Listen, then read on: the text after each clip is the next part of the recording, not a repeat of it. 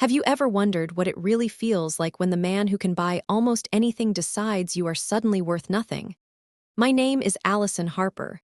I was 31 when my billionaire father, Charles Harper, stood at my wedding reception, looked at the mechanic I had just married, and cut me out of the family in front of everyone he had invited to watch me break.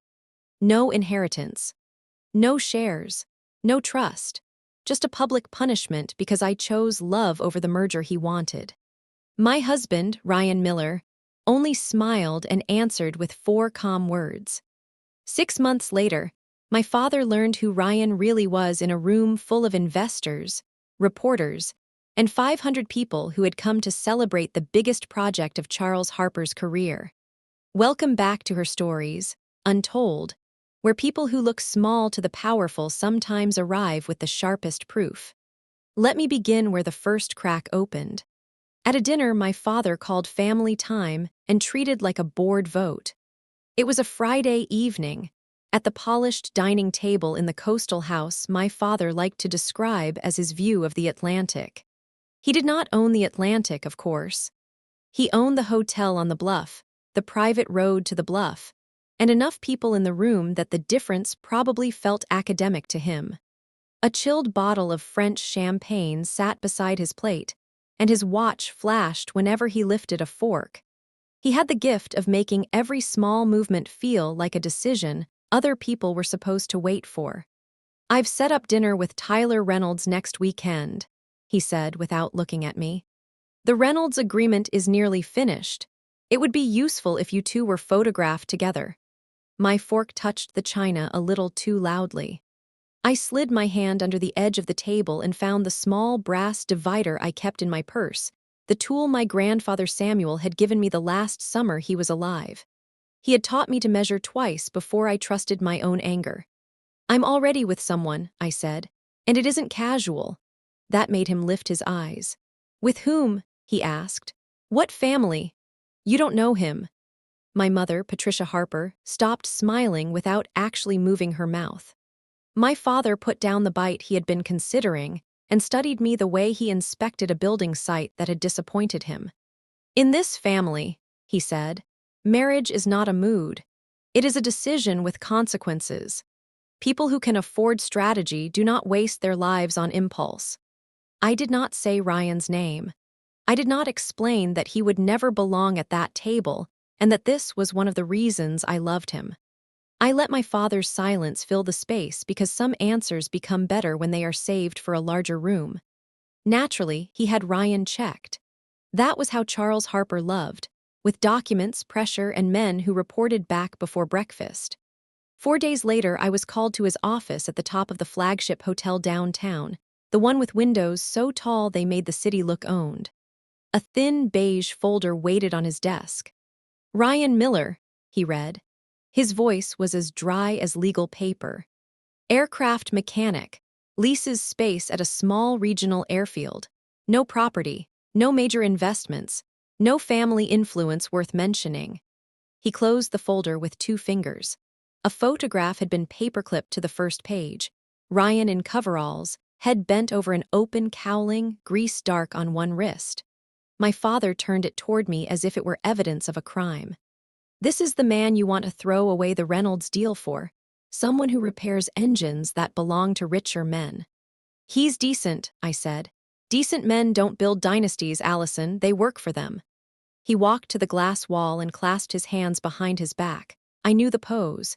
It meant he had already ruled and was now performing patience. "Listen carefully," he said. "Harper women do not marry mechanics." I had heard that tone before, years earlier, when he refused to help pay for my engineering degree because, in his words, a daughter of his did not need a grimy little obsession. He had signed a check the same week for Lauren's charity ball dress and told me scholarships built character. I paid my own tuition with night work, small contracts, and the kind of exhaustion he would have called character building if it had happened to anyone else. "You taught me to make myself useful," I said. "Don't act shocked that I built a life without your permission." He gave a short laugh, but one thing about that folder stayed with me. His investigator had found almost nothing.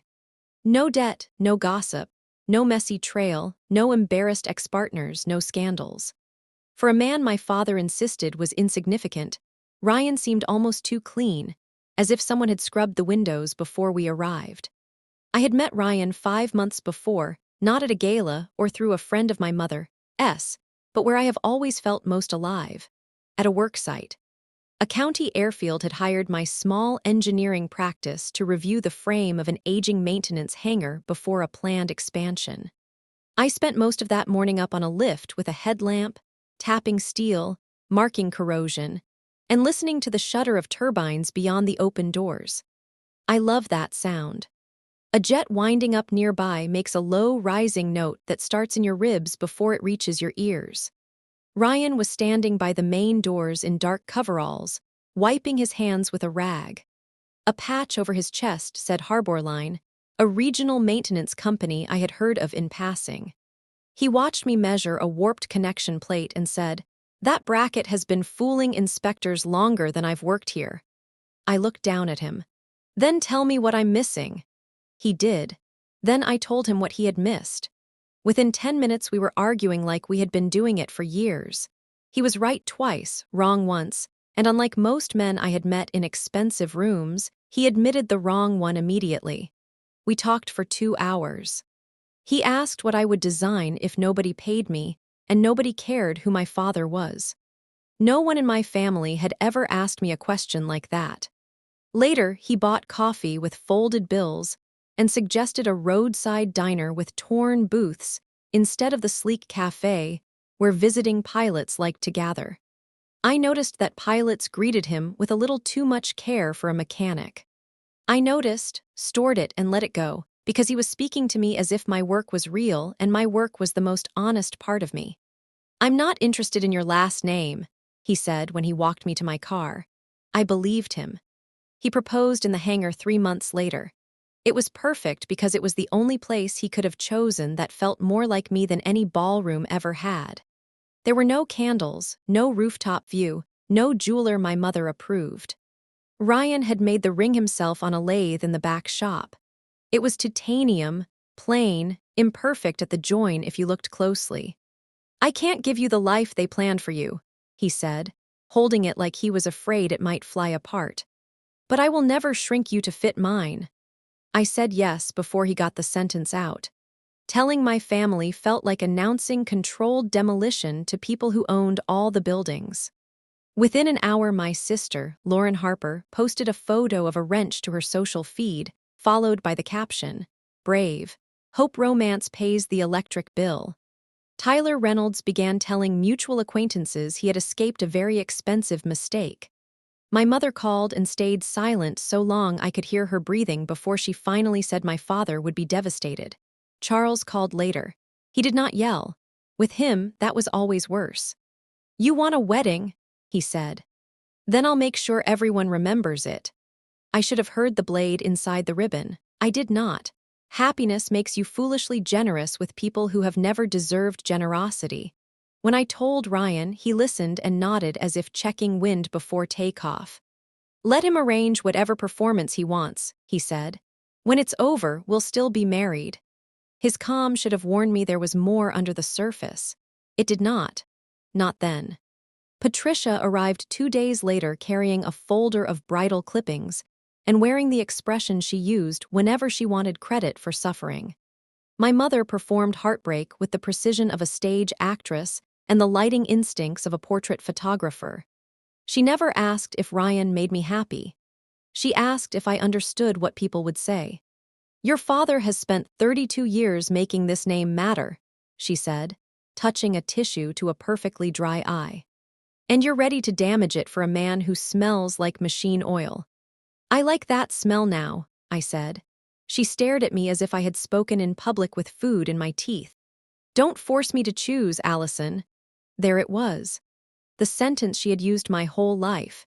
It always meant she had already chosen my father and wanted me to apologize for noticing. I gripped Samuel's old brass divider in my purse until the edge pressed into my palm. He used to tell me that a measurement didn't change because someone felt insulted by it. "You chose years ago, Mom." For a second the performance slipped. Something real and almost scared crossed her face. "Your grandfather asked me before he died," she began. He wanted me to make sure you. She stopped so sharply it was like hearing a cabinet slam. Make sure I what? I asked. It isn't important. She gathered the clippings, her tissue, and her wounded dignity and left. I sat long after the door closed, turning that broken sentence over in my mind. Samuel had asked her to make sure of something, and she had decided I was not allowed to know what it was. The first card failed at a fabric shop while I was paying for sample pieces. The clerk tried not to look embarrassed while I tried the second card. That one failed at the florist an hour later. Then the small consulting stipend I earned from a Harper Charitable Trust simply disappeared. No warning. No conversation. Just a balance that dropped to nothing before Monday morning. By the end of that week, my father had pulled every line that led back to him. It was tidy, bloodless, and cowardly, like taking a car in the night so no neighbors have to watch. The social circle folded even faster. A woman I had known since school texted, "Sorry, babe.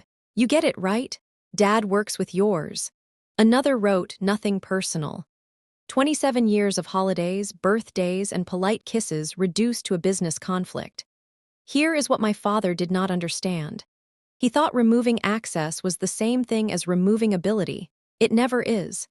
I did not cry in the fabric shop, though the clerk wrapped the swatches like they were breakable and asked if I needed a minute. I told her I needed the receipt. Then I went home, opened my laptop, and built a spreadsheet. Rent, food, insurance, licenses, my savings. Independent contracts I could chase without the Harper name attached. The numbers were ugly, but they stood. Ryan found me at the kitchen table after midnight, surrounded by invoices, rental listings, and a mug of tea gone cold. He read the numbers without touching them and quietly offered to pay for everything. "No," I said, and I was gentle because he was being kind. "I need to know I'm standing before you stand beside me." He did not push. He rested one hand on my shoulder and let me finish the math. My father had canceled a card. He had not canceled my license, my hands, or the mind he had spent my childhood treating like decoration. Ryan and I moved into a small white house near the airfield, with old floorboards, a porch that caught the late sun, and a kitchen too narrow for two people unless those two people were happy to be close. My mother would have called it quaint with her teeth clenched. I loved it more than any marble room I had grown up in, but Ryan did not fully add up. He took calls outside at night, speaking low enough that I only caught pieces. "Move the inspection window," he said once. "No, I'll talk to the board. Don't bring the legal team in until I say." Mechanics do not usually have boards. I did not ask. Early on, we had promised each other that truth would be earned rather than demanded. One morning, a trade magazine lay on our table, left by a colleague from the hangar. The cover story was about a private aviation company named North Star Air Systems and its unseen founder, described as the billionaire who still worked on engines with his own hands. There was no photograph of his face, only a gloved hand resting on a turbine blade. I glanced at it, thought it was an interesting article about some man I would never meet, and poured coffee. Ryan watched me from the doorway with a look I could not read. Hope maybe, fear maybe. The expression of someone waiting to learn whether you will pick up a truth he has left in plain sight. "Money is only equipment, Allie," he said quietly. "I'd rather you know the person before you see the toolbox." I laughed and told him he sounded like a bad proverb. He smiled, but not all the way. Later, I would understand that he had told me the truth almost directly. I simply had not learned how to hear it. Let me pause here, because anyone who has been told they embarrassed the family knows this exact feeling. People who love control are very good at making shame sound like concern. Tell me in the comments if someone ever tried to calculate your value and came back with a number too small. Subscribe if you want to see the room turn, because my father's face at the end was worth every minute. We had planned a small wedding, a chapel by the water, 60 chairs, and the people who had actually been there for us. Instead, we arrived to find the parking lot packed with black cars and polished drivers. My father had invited nearly 240 of his own people without asking us, then seated them according to his private map of importance. A thick ivory seating chart stood by the entrance. When I found the family table, I understood the insult immediately. Ryan had been placed near the rear exit, under a little handwritten card that said guest, not groom. The room smelled of perfume, salt air, and polite cruelty. Every arrangement had been upgraded without my consent. The flowers were taller, the linens heavier, the string trio replaced by musicians my mother knew from charity galas. Tyler Reynolds leaned against a column with a glass in his hand, watching me as though a deal might still be rescued from the wreckage. Patricia sat in the front row wearing dove gray, like she was attending a memorial for her favorite daughter's judgment. Lauren already had her phone lifted, whispering commentary to her followers before I even reached the aisle.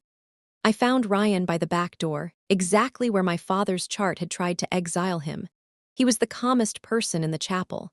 "Your father enjoys staging things," he said. "He saves his worst lines for an audience. Then we'll give him one and still get married." And we did. Our vows were plain, private, and true. For a minute and a half, the machinery around us stopped existing. There was only Ryan, me, an elderly officiant with kind eyes, and the water shifting beyond the windows. Then came the bright little tap of a knife on glass. I turned and saw my father rising from a seat he had appointed for himself at the head of a table he did not belong to. He lifted his champagne and smiled like he was about to make a generous donation. "A toast," Charles Harper said. The room became silent because rooms still obeyed him then. "To my daughter and to her." He paused just long enough for the insult to bloom. "Husband." A few people looked down. Lauren's phone shifted toward me. "I built this family from a roadside and my father nearly lost," he continued. "Every dollar, every door, every seat at every table was earned. I had one hope, that my daughter would carry this name forward with someone worthy of it." He walked until he stood near Ryan and looked down at his simple suit and careful hands. Instead, she chose an oil mark on the Harper name. There was laughter, not from everyone, but enough. Phones rose, my father fed on it. "So allow me to make things clear," he said, turning back to the guests as if he were announcing a scholarship. "From this day forward, Allison is no longer a Harper in any way that counts. No trust, no inheritance, no shares in the company I built. She is a mechanic's wife now. Let her live the life she selected." The silence after that was hungry. It had a shape to it, almost a mouth. They were waiting for tears. My mother dabbed her eye and defended nothing. She performed pain while leaving the knife in his hand, as she always had. I did not give them what they wanted. I stood with my shoulders straight, remembering Samuel's lessons about weight. Sometimes a beam looks too slender until you know what it is made of. Then Ryan stood. He did it slowly, without anger, buttoning his plain jacket as though this had been expected. When he faced my father, he smiled, and that smile gave me a chill. It was not wounded, it was patient. "Thank you for the toast, Mr. Harper," Ryan said, his voice carried easily. "And thank you for clarifying the inheritance." My father waited for an apology, a plea, maybe even fear. "We don't need it." 4 words, quiet, clean, immovable. The room rustled. My father barked a laugh. "You don't need it. You rent a hangar." "I do," Ryan said. "It's one of my better expenses." "And what do you believe you provide my daughter?" Ryan thought for a moment, as if the question deserved a serious answer.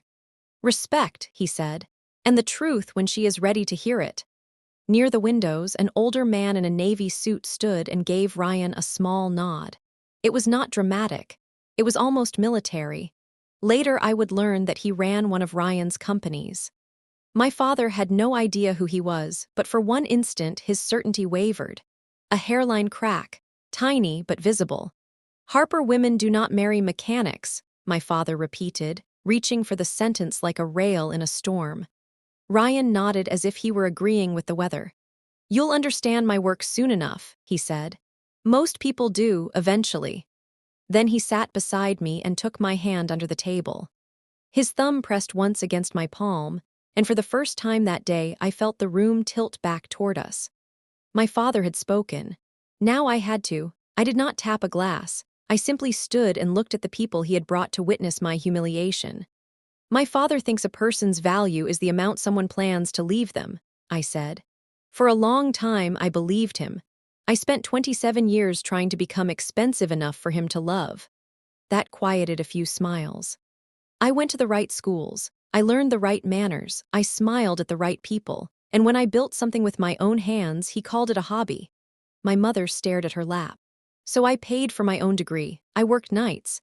I learned how to design things that carry actual weight, the kind that doesn't care what last name is printed on the invitation.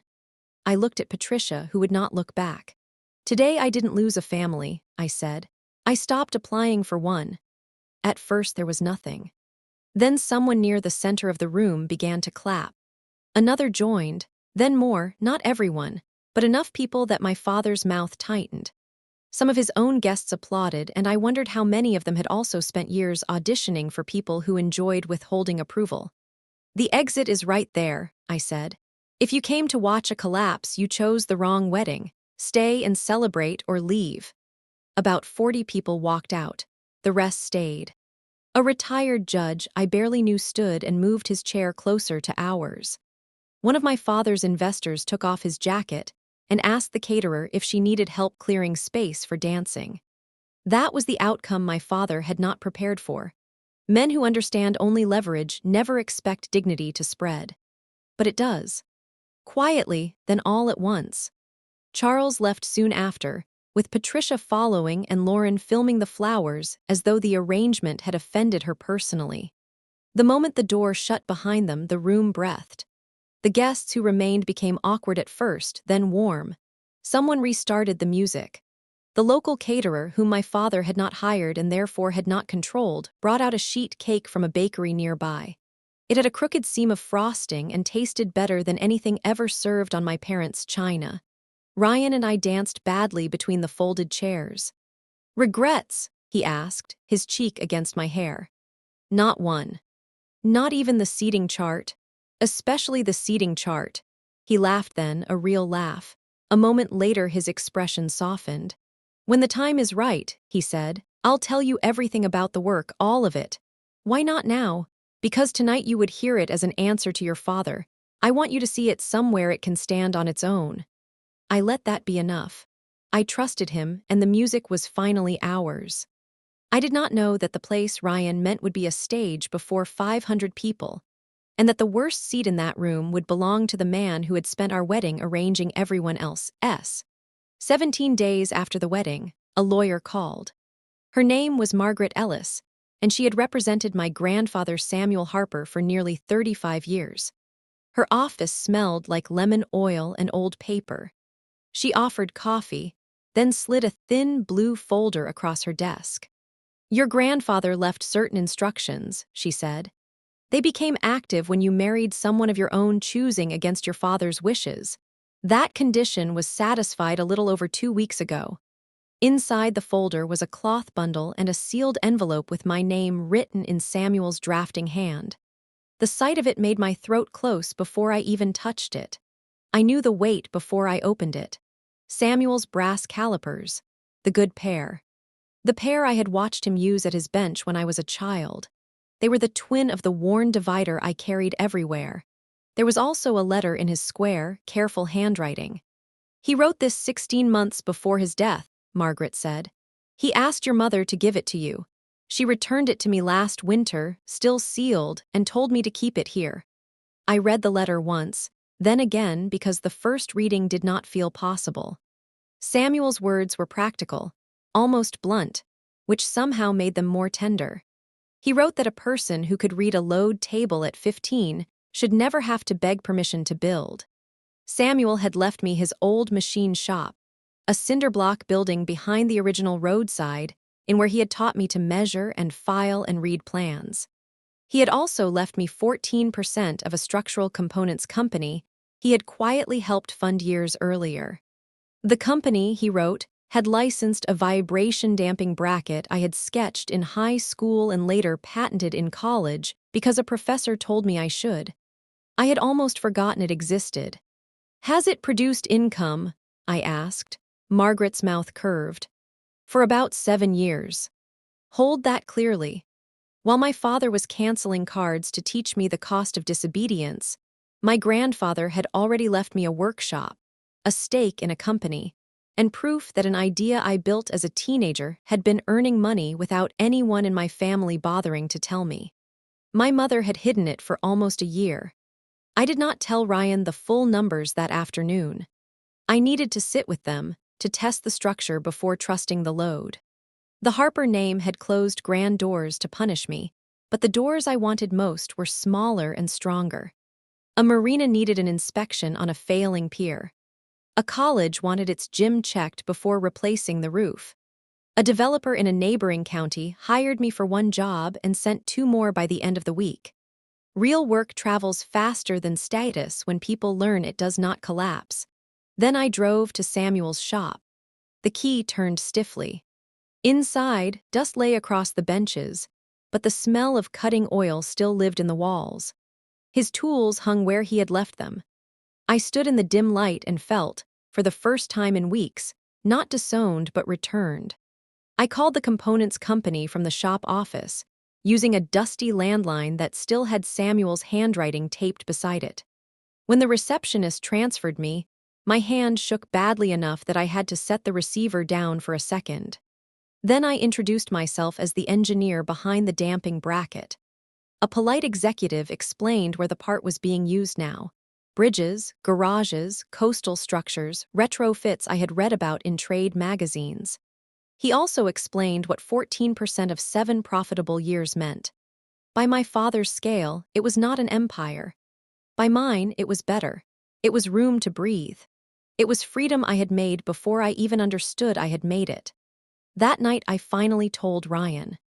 "The thing they called a distraction has been making money for years," I said. His slow grin appeared. "So you didn't need saving." "I never did."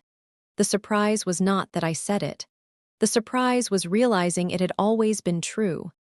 The next month, business pages were full of my father's new resort.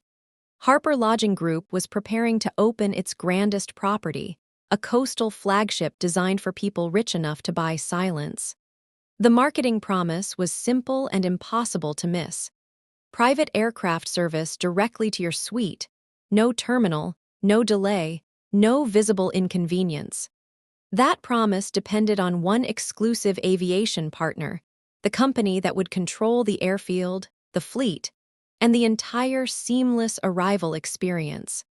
The name printed in article after article was Northstar Air Systems. It appeared beside renderings of sleek aircraft, private hangars, and glossy maps showing how guests would step from the runway into a car without ever passing a crowd. I read it with the faint recognition you have when a word from the background suddenly comes forward. The reports all circled the same detail.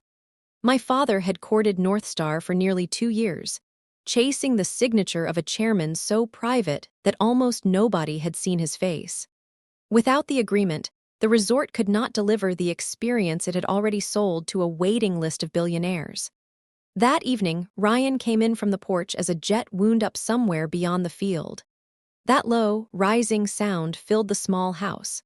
The name Northstar and the sound of the turbine brushed against each other in my mind for a second, then drifted apart because the possibility was too large. "Long day?" I asked. "A few contracts," he said, setting down his keys. "One large one is finally reaching the end.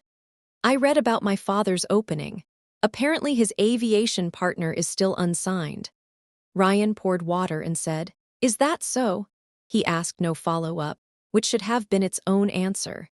He simply leaned against the counter, relaxed in that exact way people relax when they know the ending to a story nobody else can read.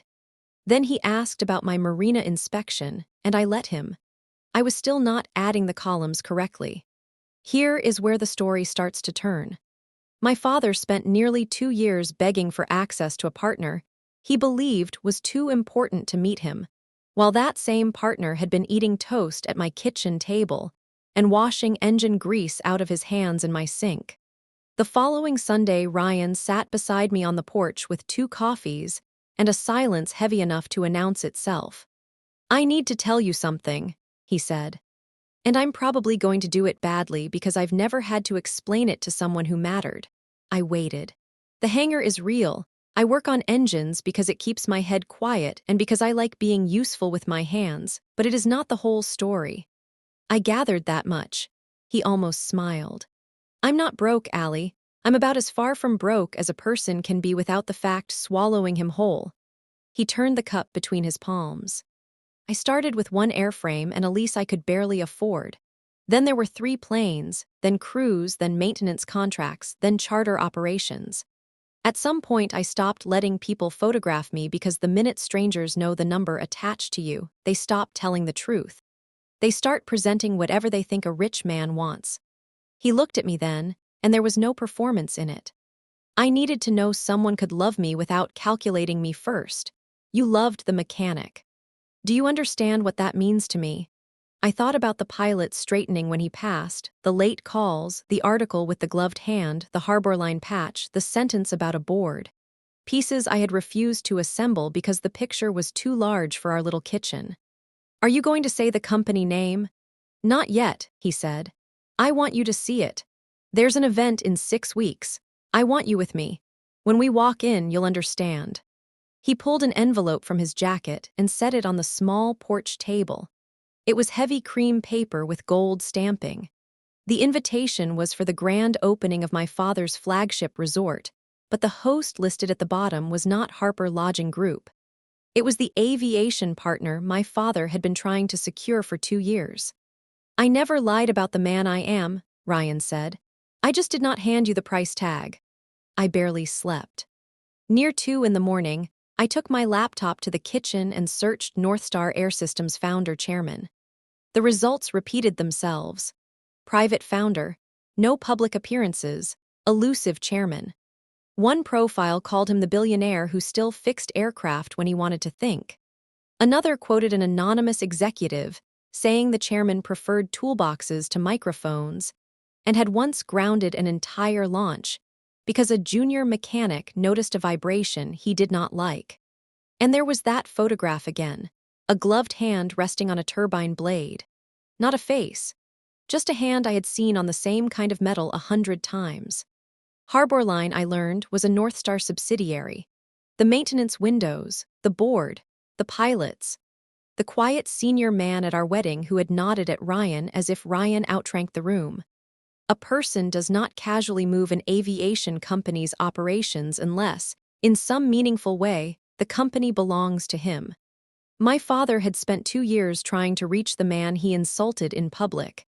He had begged, in the polished language powerful men use when they think they are still standing upright, for the attention of the mechanic he called a stain.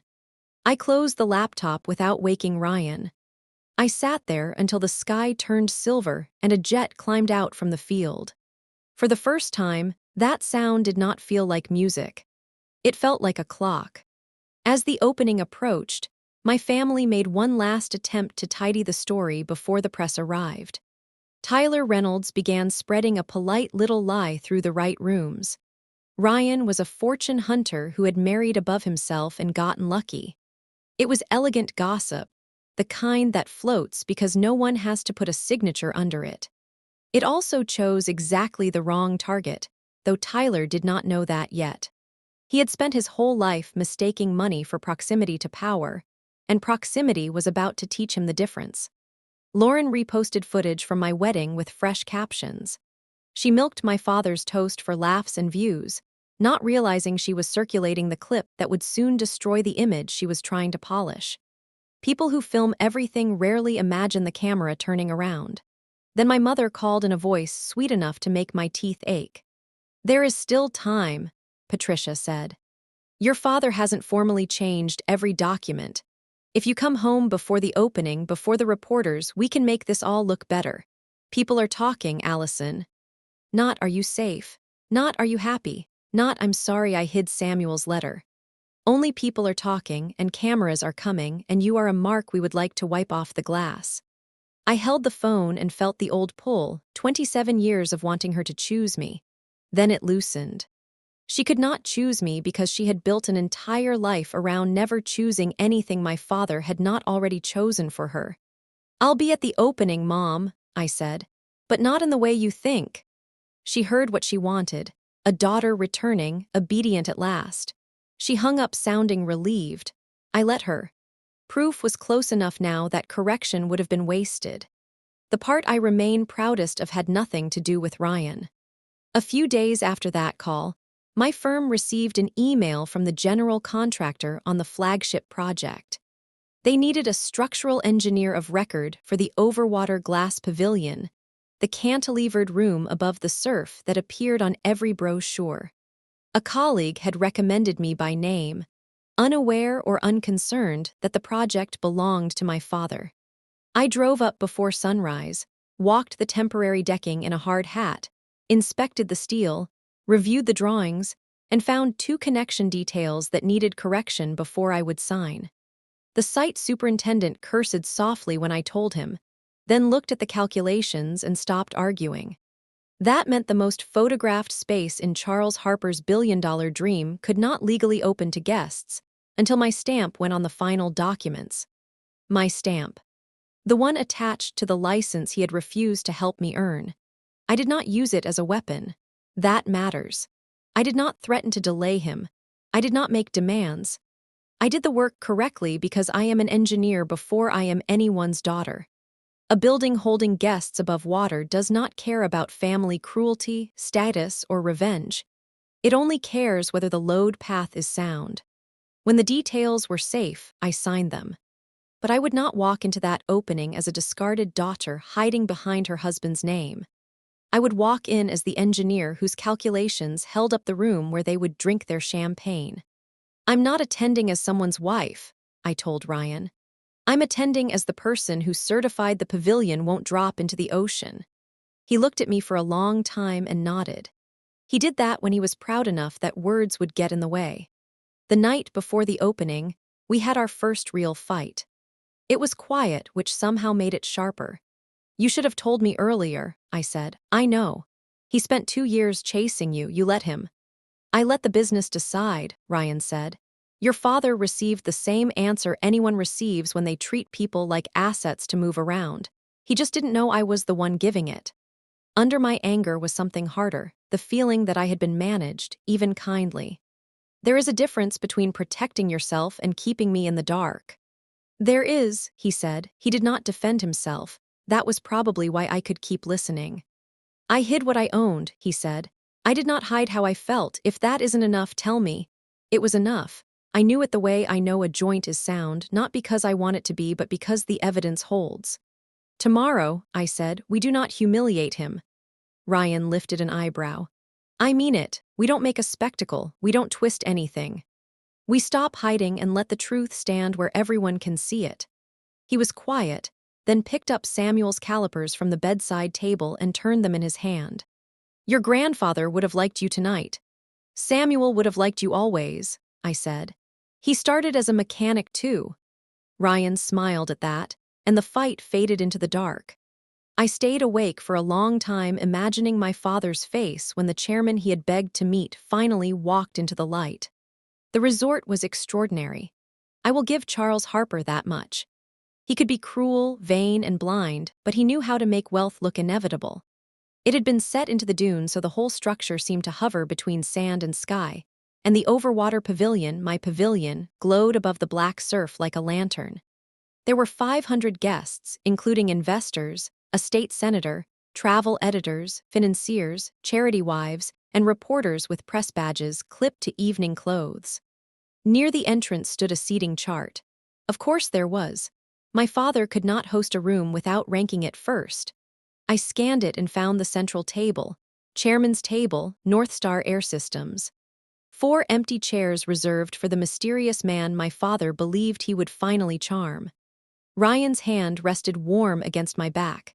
I wore black, simple and unapologetic, and Samuel's calipers were in my small bag. I no longer went anywhere important without them.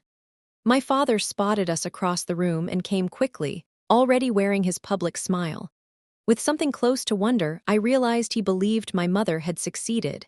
He thought the shamed daughter had returned in time to be photographed. Allison, he said warmly, loud enough for people nearby. I'm glad you came to your senses.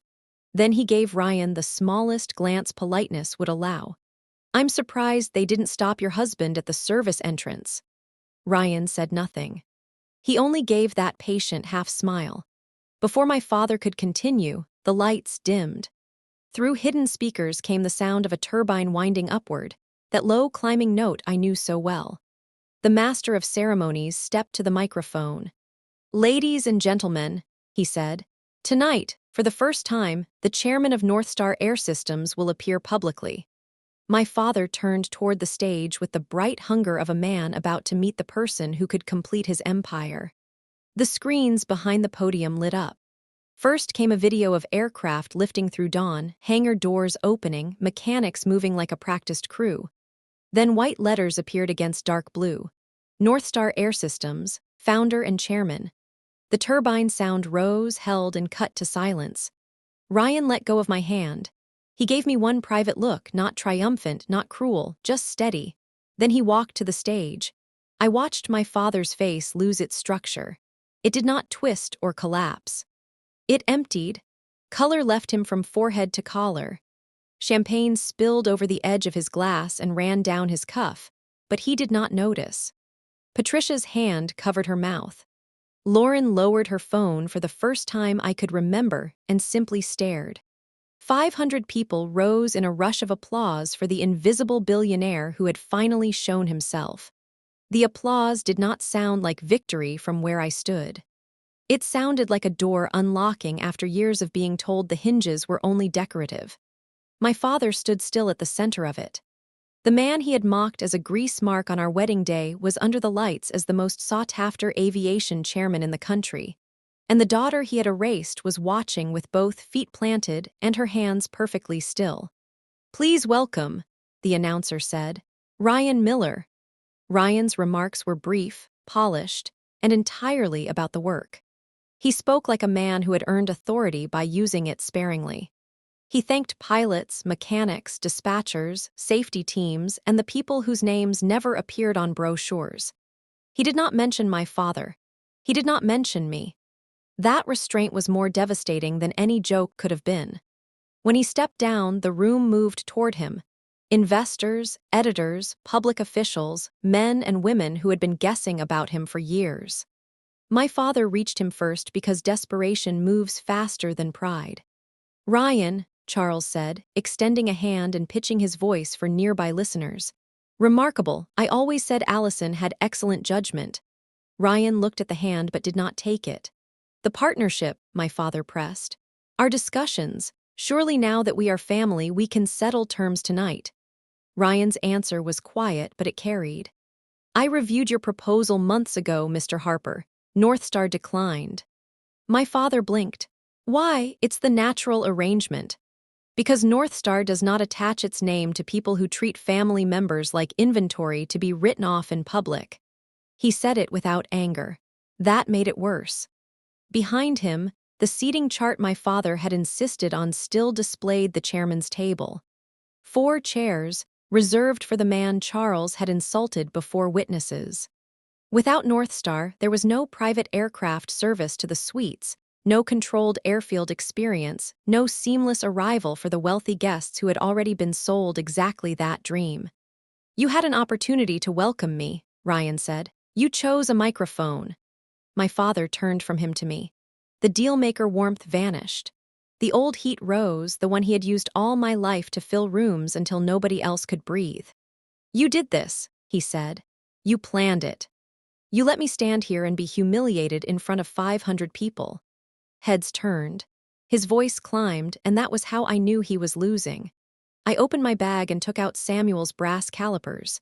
The metal was worn smooth from his hands and mine. I held them where the light could catch. "Do you know what these are?" I asked. He stared, confused. "They belong to Samuel, your father, the man who started everything you love bragging about in a machine shop with oil under his nails." His jaw tightened. "At my wedding, you said Harper women do not marry mechanics, but the first Harper who mattered was one. You spent your life trying to become rich enough to pretend you were not his son." The room had gone very still. A reporter lifted a recorder. Patricia looked suddenly pale in a way no performance could manage. "You said I would inherit nothing," I continued.